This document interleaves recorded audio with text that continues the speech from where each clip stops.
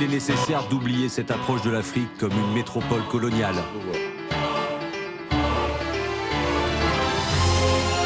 Actuellement, nous sommes là pour parler de l'avenir de nos peuples. Ceux qui n'aiment pas le danger, il faut qu'ils choisissent une autre activité. Hypocrisie. Et voilà. Lorsque le mensonge s'installe, il y a le vol. C'est une suite logique. Une suite logique. Dans le mensonge, il y a l'hypocrisie. Et puisqu'on ne sait pas faire les choses, on n'est pas vrai. Ne pas être vrai, ça veut dire quoi? Quand on est devant quelqu'un, on donne une impression. Et en vrai, on est une autre personne. Et du coup, le vol aussi, c'est prendre, dérober, prendre sans l'autorisation du propriétaire. C'est ça le vol. On n'a pas la capacité d'aller demander au propriétaire, d'aller dire la vérité au propriétaire. J'ai besoin de ça. Alors on préfère voler.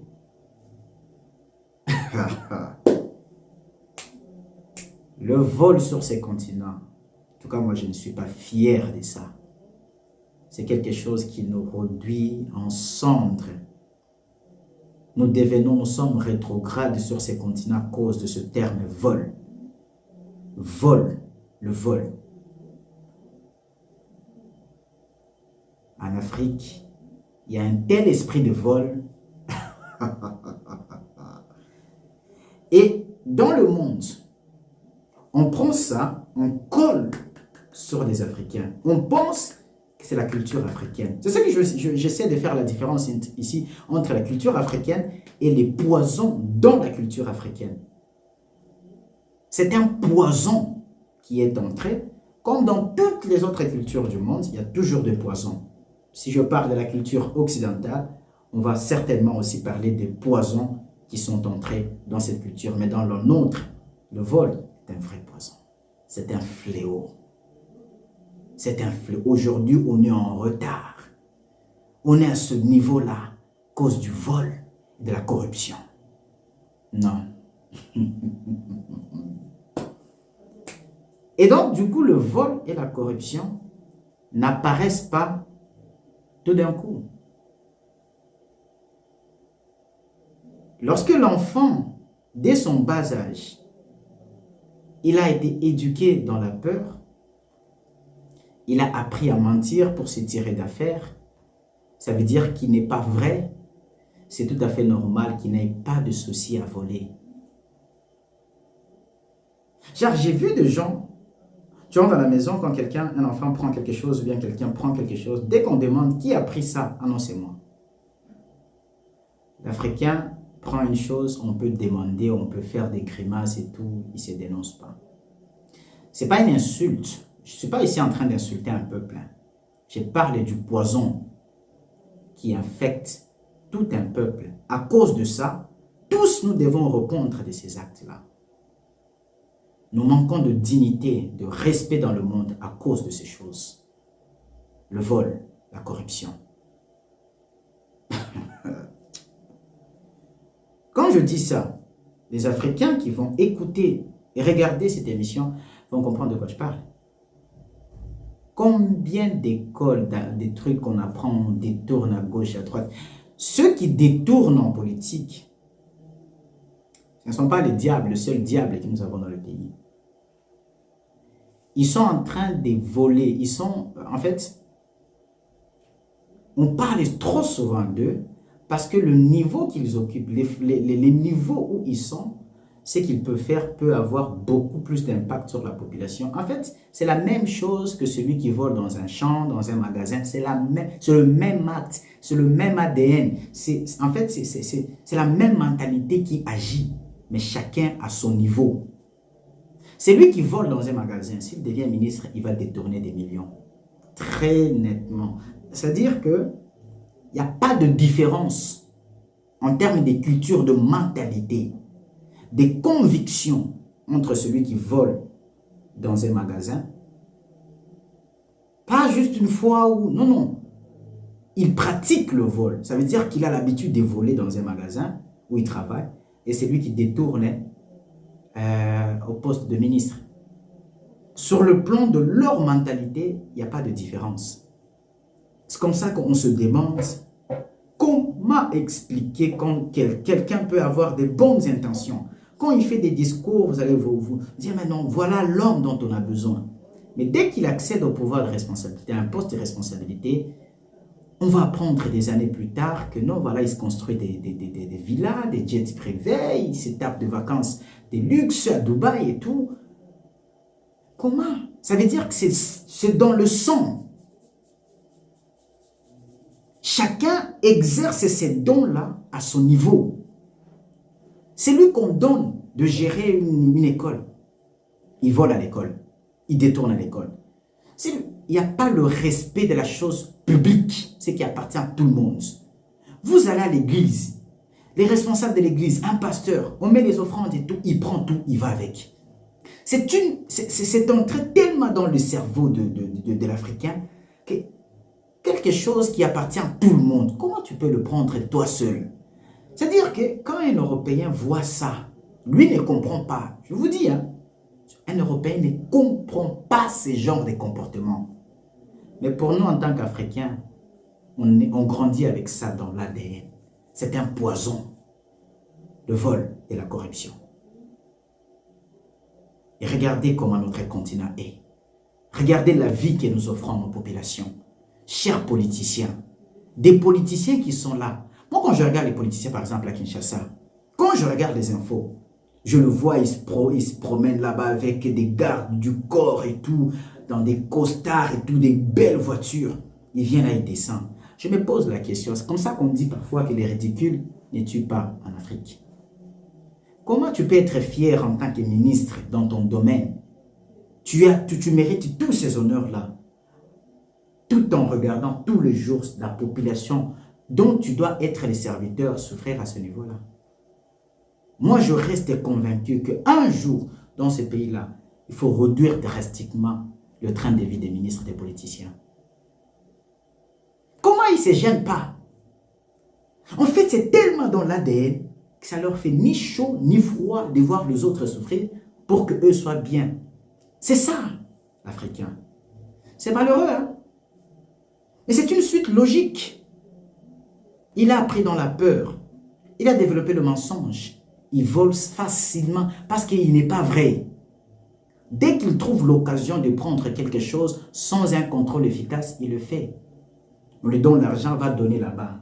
Dès qu'il sait que le système de contrôle là n'est pas lui-même sûr, il y a des défaillances partout, tout le monde se sert à son niveau. Tout le monde se sert. Je suivis une émission sur les politiciens, les gens de la présidence en République démocratique du Congo, à Kinshasa, ceux qui travaillent là-bas. On a sorti une liste, là. Je ne sais pas si c'est vrai ou c'est faux, mais on a commencé à citer les salaires des gens qui travaillent là-bas en termes de millions de dollars américains. Comment on peut donner à quelqu'un 1 million ou un salaire d'1 million? Il est footballeur ou quoi?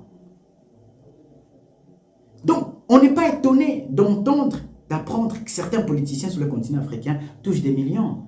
Écoutez, même les présidents de la République, j'ai toujours ces débats-là avec certains jeunes sur les salaires, la liste civile des présidents en Afrique. On dit que non, le président africain, comme le président congolais, son salaire, voilà, il doit toucher plus de 1 million de dollars américains le mois. C'est sur base de quoi on fait les calculs pour qu'il touche autant? Mais c'est fou. Est-ce que ça demande d'aller à l'école pour comprendre ça? Le SMIC au pays est de 100 dollars. Le président va toucher 1 million. Hein, vraiment, entre nous, est-ce qu'on a besoin de nous donner? Est-ce qu'on a besoin vraiment de toutes ces capacités intellectuelles on a besoin d'un master pour comprendre.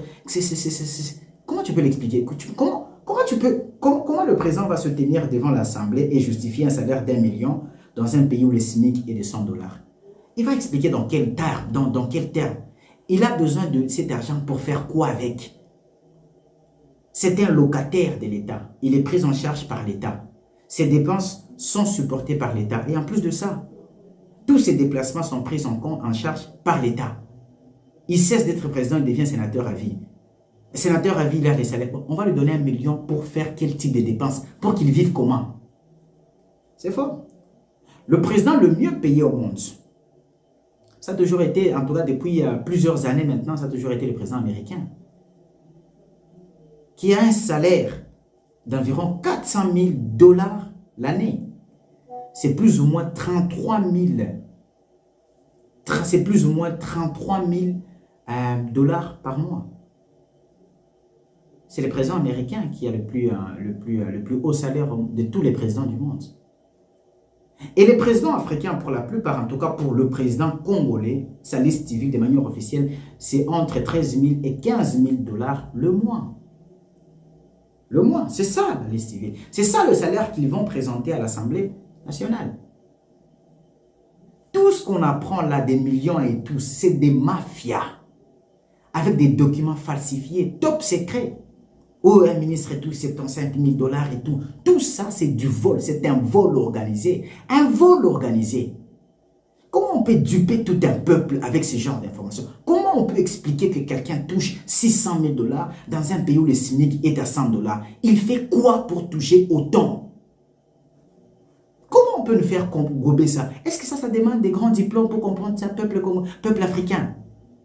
Comment vous pouvez être conscient, même quand c'est ces gens-là, tous ces gens-là qui se ruent pour aller faire la politique, parce qu'apparemment en politique, c'est là où on gagne bien la vie. Je vais vous dire une chose. Quand les choses vont changer dans ce continent-là, les choses sont en train de bouger en Afrique, vous allez faire la prison. Si vous ne faites pas la prison, vos enfants feront la prison. On ira confisquer les biens dans le main de vos enfants. C'est pas nous. Comment on peut réfléchir comme ça? Comment on peut manquer un cerveau à ce point de se dire que non, c'est officiel. Ouais, c'est ça la loi. Le président touche 600 000 dollars. Il va toucher 600 000 dollars. Comment tu peux justifier ça? Pour un budget de combien? Lui, il touche 600 000 dollars par mois. Pour un budget de combien? De 4 milliards de dollars américains? Pour une population de 120 millions d'habitants? Lui, il va toucher 600 000 dollars.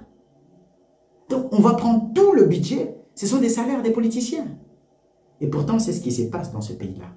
Certains toucheraient des millions, certains présidents. J'aurais appris que le président congolais, son salaire serait de 1 500 000 dollars, peut-être même plus. Certaines sources parleraient même de plus que ça. Parce que la question qu'on lui avait posée un jour, monsieur le président, dites-nous, vous touchez combien? Il dit, il ne sait pas. Vous nous prenez pour vos enfants, vous nous prenez pour des trucs. Quand on pose la question à Macron, monsieur, vous touchez combien? Il est fier de dire son salaire. Pourquoi eux, ils répondent facilement à cette question? Je touche autant. Est-ce que c'est compliqué? Est-ce qu'il n'a pas, quand on paye là, en tant qu'employé de l'État, parce que le président de la République, c'est un employé de l'État. Quand c'est un mandaté de l'État, quand il touche son argent, il y a des fiches de paye. Donc lui, il ne sait pas lire sur la fiche de paye, il dit qu'il ne connaît pas son salaire. Non, vous nous prenez pour vraiment des dupes, des insensés. Et je vous annonce, j'annonce ceci, que les choses sont en train de changer. Les choses sont en train de changer. Beaucoup de politiciens, de gens qui ont occupé des fonctions importantes sur le continent africain auront du mal à consommer leur argent. Comment les gens peuvent être aussi moins intelligents de détourner des millions pour venir cacher ça ici en Europe ou maintenant là on me dit qu'ils vont cacher ça où ça? Parce qu'ici l'Europe ça chauffe, ils vont cacher maintenant, ils cachent aux États-Unis et ici ça chauffe, aux États-Unis ça chauffe, ils vont commencer à cacher, ils vont cacher à Dubaï, au Qatar, sur des îles paradisiaques, des paradis fiscaux. Ce n'est pas normal. Vous voyez? Prenez le vol à un point où la population est habituée.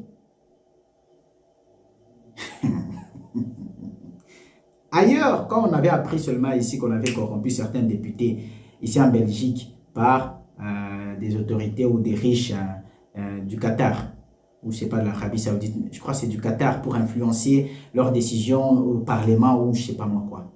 Mais c'est tous les pays qui étaient en alerte. C'était une somme qu'on a trouvée en espèces de, je ne sais pas, 2 millions, une valeur de 2 millions d'euros, je ne sais pas, quelque chose comme ça. Mais le pays était en alerte. Tous les jours aux infos, on suivait ça. Chez nous, on parlait des gens qui détournent des millions, même de milliards. Dans ma province, à moi, dans le Katanga, il y a quelqu'un, un homme, qui a détourné en 8 ans, il y a en 5 ans de travail, en tant que directeur provincial, c'est pas de la douane ou truc. On a fait des investigations et il aurait détourné plus de 8 milliards de dollars américains. Est-ce qu'une affaire comme ça, ça peut passer sous silence, la population ne sait pas cet argent est allé où. Le peuple est habitué au vol parce que c'est là, tout le monde essaie de voler à son niveau. Même celui qui travaille, on le met dans une boutique, il vend, dans un magasin, il vend du sucre, il vend un peu de pain. À la fin de la journée, il rentre à la maison avec des sachets, avec des pains. Mais comment tu rentres avec des pains? On t'a payé? Non, il prend. Venez voir les Africains qui sont dans les pays développés, ici en Europe et ailleurs, quelle réputation nous avons à cause du vol. Comment vous pouvez expliquer quelqu'un qui se fait payer? Il travaille dans un magasin, il est payé. Payé! C'est pas que non, il y a des arriérés ou tout ça, le salaire n'est pas suffisant, mais il a signé un contrat. Il a un salaire à la fin de chaque mois. Mais il se donne toujours la peine de piquer les choses dans le magasin. Dans nos communautés, il y a tellement de ça. Vous allez voir, ils vont proposer ces choses-là. Sur des marchés qu'on appelle les marchés pirates, ils vendent ça à gauche, à droite et tout. Vous savez, quand vous vendez, vous travaillez dans des grands magasins, parce qu'ici en Europe, il y a des grands magasins, avec beaucoup d'articles. C'est une autre comptabilité. La production, c'est la production qu'on appelle la production à grande échelle. C'est vraiment beaucoup. Il n'y a pas quelqu'un au magasin qui va faire l'inventaire sur compter le nombre de pantalons, le nombre de chemises. Ce n'est pas de cette façon qu'on fait les inventaires dans des grandes surfaces. C'est parfois sur des kilos, sur des pèses, on pèse des produits, des articles. C'est beaucoup. Même des appareils, ça peut être des téléphones. Dans certains magasins, on ne fait pas les inventaires en comptant par pièce. C'est par lot, ou par kilo, par le poids, ou je ne sais pas moi quoi. Et donc, c'est vraiment des choses qui sont difficilement détectables dans les inventaires. Mais on le sent dans la comptabilité. Et les Africains se permettent de piquer, de voler, et ils sont contents. Des téléphones, des habits, des trucs, ils se vendent entre eux. Ça dit que c'était quelque chose qui est entré en nous pour que ça sorte. Il y a beaucoup de gens qui disent « Oh non, c'est parce qu'on n'est pas bien payé en Afrique. » Mais ici en Europe, un salaire de 1500, 1800, mais tu es payé au même niveau qu'un Européen qui travaille à ce même poste-là. Vous êtes payé de la même manière. Et toi, tu voles en plus de ça. Qu'est-ce qui se passe? C'est là, dans l'ADN. On ne sait pas s'en défaire facilement de cette mentalité-là. C'est pas normal. C'est tout simplement anormal. Et du coup, aujourd'hui, quand on voit un Africain approcher à un endroit, les gens sont méfiants. Ah, on va dire, comment c'est les racistes? C'est pas du racisme, ça. C'est tout à fait normal que les gens soient méfiants. Nous subissons ça, là où nous allons. Tu es dans un magasin et tout, même la manière dont on vient de poser la question, tu sens que ces gens ici n'ont pas trop confiance en nous. Mais oui. Dans de grands magasins et tout, voilà. Quand tu entres chez Cora et tout, tu sors, tu as un sac. Monsieur, on peut voir dans le sac, on peut voir dans les caddies. Nous sommes des gens en qui on fait difficilement confiance. Un homme a fait, c'est un homme qui est beaucoup suivi, Philippe Simon. Je vous conseille d'ailleurs de le suivre de temps en temps. Il donne des très très bons conseils sur investir en Afrique. Il dit, en Afrique, parce que lui, il est basé actuellement en Côte d'Ivoire. Il dit, le plus grand problème que nous avons aujourd'hui en Afrique pour faire des investissements, c'est la confiance qu'on a dans les gens. Sur les continents africains, nous nous vantons, c'est vrai, que nous avons la population la plus jeune au monde, ce qui représente une main-d'œuvre beau marché, ça c'est bien. Mais quelle est cette main-d'œuvre, la qualité de cette main-d'œuvre? C'est une qualité tellement médiocre qu'on préfère travailler avec les gens pour qui on doit supporter beaucoup. Il a d'ailleurs dit, il a donné l'exemple de Dangote au Nigeria, qui dans ses entreprises, à tout le poste stratégique, il n'y a pas un seul Nigérian. Il y aurait apparemment des Indiens. Il va chercher des Indiens. Or, un Indien lui coûterait plus qu'un Nigérian qui peut engager sur place. Mais il préfère aller chercher un Indien. Il va lui payer son visa, il va lui payer son ticket d'avion, il va lui payer son séjour au Nigeria, il va lui donner une voiture parce qu'il doit quand même le mettre dans des conditions pour qu'il travaille bien. Il va dépenser autant sur un Indien. Mais lui, ce qu'il dit, c'est qu'il a besoin de rendements. Nous avons beaucoup de chômeurs dans ce continent. Beaucoup de gens qui manquent du travail. Mais quelle confiance on va accorder à ces gens-là? Ces gens-là qui volent aisément avec grand sourire. Oh non, je prends pour l'État. L'État là que tu prends là, c'est pour tout le monde. Comment tu peux te glorifier? Tu prends l'argent de l'État, tu dis non, je n'ai volé à personne. J'ai pris ce qui me revient de l'État. Comment tu peux te glorifier quand tu vas prendre l'argent qui est destiné à construire un hôpital, tu le prends à toi seul? Comment tu peux te glorifier? Tu prends l'argent pour l'école, les études des enfants, toi tu prends. Et ces autorités-là arpentent les avenues de grandes villes comme Kinshasa, de grandes villes qui voient et côtoient la pauvreté. Un jour, le président de la République démocratique du Congo, le président honoraire Joseph Kabila, qui donne un discours dans le sud du pays à Lubumbashi, il dit, si on prend la Jeep, on prend les véhicules d'écologie jusqu'à Kasumbalesa pour rentrer en Zambie, on voit seulement la pauvreté sur cette route, sur ce tronçon, alors que c'est l'un des tronçons les plus sollicités pour acheminer les matières premières, les minéraux, tout ça, vers la Zambie et ensuite l'Afrique du Sud, et ça prend la mer, ça prend l'océan. Là où passent les grandes richesses qui révolutionnent le monde, mais la population pauvre, quand il donne ces discours-là, il est président en exercice. C'est-à-dire que nous avons des autorités qui n'ont plus honte de parler de la pauvreté sur le peuple qu'ils dirigent. Des autorités politiques n'ont pas honte. Ça leur dit absolument rien du tout. Il fait un mandat, il se rend compte que le peuple souffre toujours, il veut un deuxième. Au bout du deuxième mandat, ce n'est pas suffisant. Il veut un troisième. Il veut rester éternellement au pouvoir. Que les gens ne souffrent pas. Ça, c'est comme s'ils sont immunisés contre la honte. Ailleurs, on voit quand les choses chauffent, le politicien démissionne. On a vu en Angleterre, au Royaume-Uni, quand on a demandé la démission de Boris Johnson. C'est lui qui est venu après c'était une dame. Elle a démissionné au bout de quelques jours. Elle dit non, le pays est en crise, je ne peux pas. Enfin, on va dire qu'il y a des raisons politiques qui peuvent expliquer ça, mais elle a démissionné au bout de quelques jours. Et là, on a maintenant Rishi Sunak qui est Premier ministre du Royaume-Uni. C'est ça, être des valeurs morales. Comment tu es quelque part, tu sens que non, tu ne donnes pas de bons résultats. Est-ce que tu ne peux pas... Les gens là-bas ne démissionnent pas. Les ridicules ne tuent pas. Incompétents ou compétents, nous avons un peuple qui sait tout faire. On n'a pas besoin des spécialistes dans ce pays. Tout le monde peut tout faire. Est-ce que tu peux faire ça? Ouais, je peux faire, je peux me débrouiller. On apprend en faisant. On apprend en faisant quoi? On a aussi besoin des spécialistes dans ce pays, non? Quand tu ne sais pas, tu ne sais pas. Tu sais, tu sais. Ici, on a besoin de celui qui connaît et qui maîtrise. Les gens vont apprendre sur des postes, et parfois des postes à grande responsabilité. Comment on peut aller apprendre à diriger un peuple pendant qu'on est, quand on est nommé gouverneur? C'est là qu'on va apprendre à gouverner une province. Ça ne se fait pas. Devenir DG d'une entreprise publique, on va apprendre à gérer une entreprise quand on est DG. Est-ce qu'on va apprendre la direction quand on est directeur? Non. Le vol, la corruption, c'est pas possible. Ça nous détruit, chers Africains. C'est un poison et qu'il faut s'en défaire à tout prix. C'est quasi tout le monde qui est corruptible.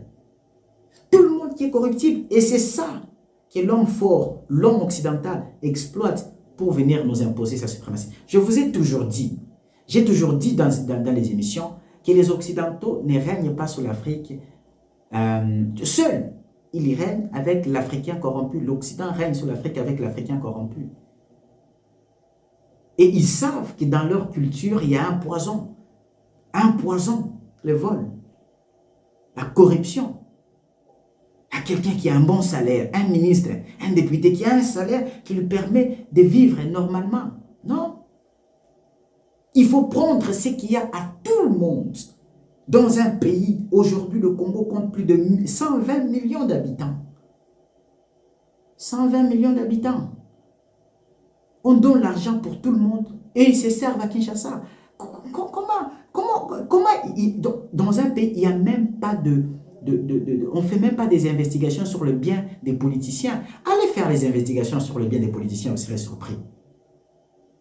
Même un président, il est prouvé normalement Même un président ne peut pas être millionnaire. S'il a pris le pouvoir et qu'il n'était pas millionnaire, en tant que président, il est impossible qu'il soit millionnaire s'il n'est pas fait soudoyer quelque part. Même le président américain, peut-être lui, s'il fait 2 mandats, il peut... Un mandat, c'est combien aux États-Unis? 4 ans. Vous pensez qu'avec 400 000 $ l'année, en 4 ans, avec toutes les dépenses qu'il peut faire à gauche, à droite, il va être millionnaire comment? À peine peut-être. Et c'est un président qui touche 15 000 $ en RDC. Il va être millionnaire au bout de 5 ans. Mais ces gens-là, ce sont des milliardaires. Comment ils vont justifier cette fortune-là? Et la population, tellement que nous avons peur, personne n'ose lever son petit doigt. Même l'armée, des militaires impayés, ils vont garder des autorités millionnaires. En tout cas, non. Félicitations au pays où on fait des coups d'État, les militaires font des coups d'État. En tout cas, félicitations à ce pays-là. Les Burkina Faso, les Niger, en tout cas ce pays-là, il faut les féliciter. Il faut féliciter ces pays-là, les militaires qui sont là-bas. Des militaires, des policiers qui vont garder, protéger des politiciens millionnaires alors qu'eux, ils sont impayés.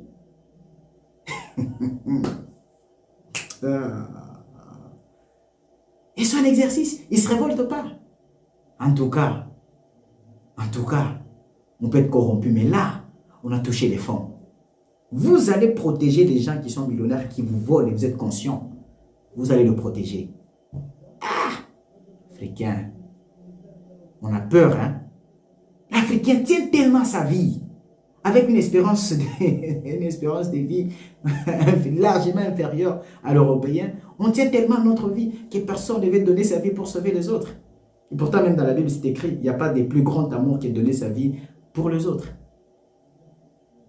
Et alors, des gens, des politiciens qu'on voyait qu'ils étaient pauvres, une fois devenus députés, en l'espace de 6 mois, 7 mois, ils construisent déjà des villas. Ils ont touché combien pour avoir déjà cet argent?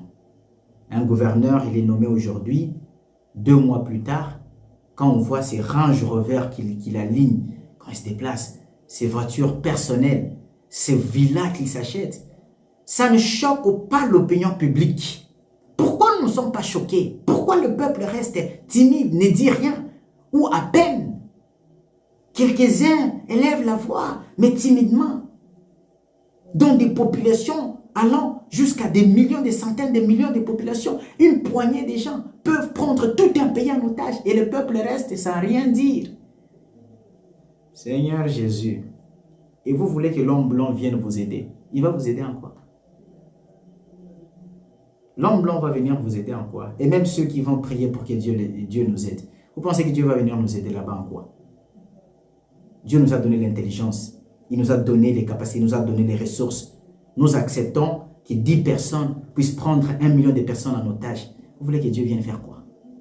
Parce que les 1 million de personnes là, chacun tient à sa vie. Chacun tient à sa vie. Personne ne veut mourir pour sauver les autres. Personne.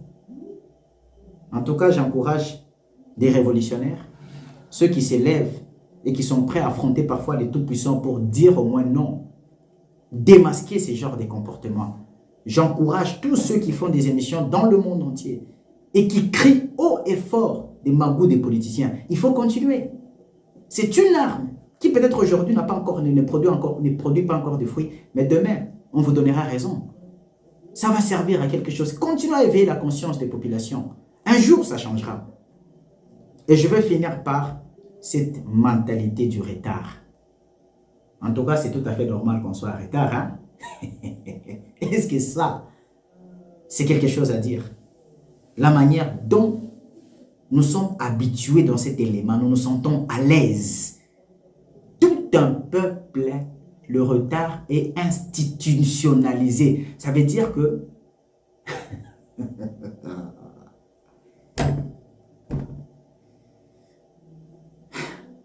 Peuple africain. Vous savez que le terme là, le retard là, ça paraît petit. Hein? C'est comme ça que quand moi je parle avec certains amis ici et tout, on dit non, ça fait quoi? On est là jusqu'à 10 minutes de retard et tout. Même ici en Europe, 10 minutes de retard et tout. L'homme africain essaie de faire des efforts pour arriver à temps au travail, amener les enfants à l'école parce que là, il y a des sanctions. Si tu n'arrives pas à temps, on peut te couper dans ton salaire et tout, voilà. Mais dans des activités où il est libre. Par exemple, aller à l'église, aller dans des fêtes, des rendez-vous, appeler quelqu'un, lui dire je t'appelle à 20h et tout. Nous minimisons tellement cet aspect, mais c'est tellement grave le retard que c'est tout à fait normal que nous soyons en retard comme ça.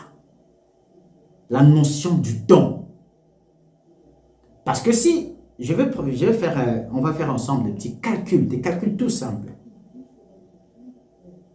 Si l'homme est censé travailler 8 heures du temps par jour, 8 heures du temps par jour, on travaille 8 heures du temps par jour. 1 million de personnes, ça fait 8 millions d'heures de travail. Si une personne a 2 heures de retard dans son travail, où il est censé faire 8 heures de travail, il prend 2 heures de retard, 1 million de personnes ou 10 millions de personnes, ça fait 20 millions d'heures perdues en une journée. Nous sommes dans un pays où on est plus de 100 millions. Si en moyenne, chaque Congolais perd 1 heure de temps de travail par jour à cause du retard, un retard institutionnalisé, ça veut dire qu'on a perdu 100 millions d'heures de travail en une journée. Et j'ai beaucoup minimisé les chiffres pour parler d'1 heure. Et si 1 heure était rémunérée à $10, 10 dollars par heure, nous avons perdu combien? En une journée. 1 heure par Congolais. Si ils sont 50 millions, peut-être pas 100 millions, parce que ce n'est pas tous qui travaillent. Si, et puis, on va parler des 100 millions, parce que 120 millions, on trouve que même les jeunes, tout, ils se débrouillent, ils peuvent faire des trucs à gauche, à droite. On va faire les calculs simplement. 100 millions. 1 heure. Nous minimisons les chiffres. Ça fait 100 millions d'heures. Si par heure, c'est 10 dollars. Ça fait 1 milliard de dollars américains perdus en une journée facilement. Ça laisse aucune trace. On ne fait pas des calculs simples et pourtant qui peuvent réveiller la conscience. Nous, ça y est, un pays a perdu 1 milliard de dollars américains en une journée et tout le monde est tranquille. Le retard. Des gens qui font des calculs sur le retard, ils peuvent faire des calculs sur toute une vie et tout, et tout, et tout, et tout. C'est grave. Peuple africain. La réunion commence à 14h, ils arrivent à 14h30. C'est-à-dire, on n'a pas la mentalité d'être seulement là au début. Non. Il faut seulement arriver quand c'est déjà en cours. On a fait une expérience, moi, avec certaines personnes avec qui on travaille. On est dans un groupe, là, en France. On dit, on va commencer ces programmes-là à 22h. Les gens arrivent à partir de 23h. La plupart, à partir de 23h. On dit, bon, on va commencer à... non, on avait commencé d'abord à 20h, à 19h30. Les gens commencent à arriver à 20h, 20h30. Au moins 1h30, 1 heure de retard. On dit, bon, d'accord, on comprend peut-être que les gens, il y a, après les activités, la journée, tout ça, donc c'est tout à fait normal et tout. On va mettre à 21h. 1 heure de retard. On est passé à 22h, toujours. Même à minuit, il faut qu'ils arrivent toujours. Vous vous demandez, l'événement commence à minuit. Quel est ce travail où ils travaillent jusqu'à 7h pour arriver en retard quand même? On se rend compte que c'est dans l'ADN, là-bas. Vaincre le retard est un exploit sur ce continent. Est un exploit. Nos amis ici, ils ont déjà atteint un niveau où arriver en retard de quelques minutes, c'est déjà grave. Ce n'est pas étonnant qu'ils soient aussi fortement avancés par rapport à nous. Est-ce que nous ne pouvons pas copier ces choses, ces valeurs, les introduire dans nos valeurs? Parce que nous ne pouvons pas appeler ça la culture africaine. Ce n'est pas une culture de retard, c'est des poisons. Et quand tu dis à un Africain, non, tu es arrivé en retard, dis, ah, ça fait quoi? C'est entre nous, non? C'est-à-dire que c'est tellement normal que quand toi tu trouves ça normal, c'est toi qui deviens normal. Franchement, c'est tellement commun. Quand toi tu es gêné, tu trouves ça normal, c'est toi qui deviens normal. C'est qui à la fête là? La fête de mariage. Ce sont des Congolais. Ah, ils ont mis quelle heure sur l'invitation? 20h. Ah, ils seront là à minuit. Des retards qui peuvent aller, qui nous surprennent. Et sur les continents africains, c'est grave. Nous avons des transports, il n'y a pas d'heure. C'est-à-dire, il n'y a rien. Nous n'avons pas la notion d'heure. Tout ce que nous faisons, on le fait. Chacun se débrouille en sa manière. Il ne sait pas, il a travaillé combien d'heures par jour, il a gagné combien, il en a perdu combien, il est sorti, il a mis combien de temps en route. C'est des choses, moi quand je suis arrivé en Europe, j'étais stupéfait de voir à quel point on peut faire des calculs sur tous ces détails.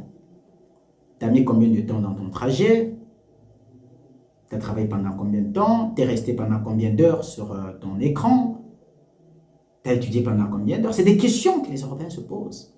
Tu vas mettre combien d'heures pour faire ce travail? C'est des questions que nous, là-bas en Afrique, on ne se pose pas. Tu vas mettre combien d'heures pour faire ce travail? C'est des questions qu'on ne pose pas. On peut gaspiller des jours entiers à ne rien faire. Des gens qui sont au travail, ils passent leur temps à discuter au lieu de travailler. Le retard. Bon, bref.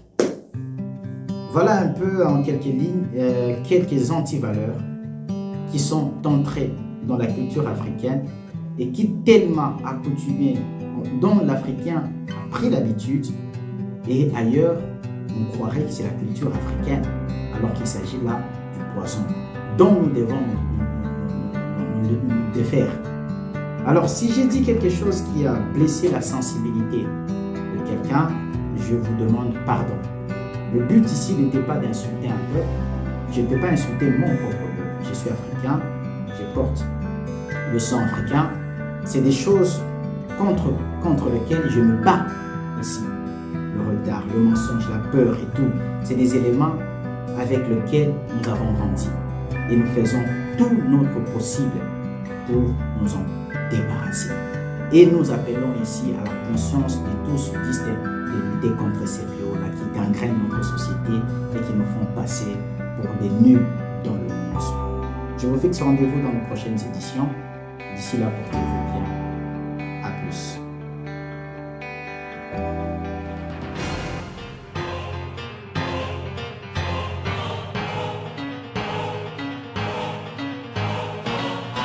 Il est nécessaire d'oublier cette approche de l'Afrique comme une métropole coloniale. Actuellement, nous sommes là pour parler de l'avenir de nos peuples. Ceux qui n'aiment pas le danger, il faut qu'ils choisissent une autre activité.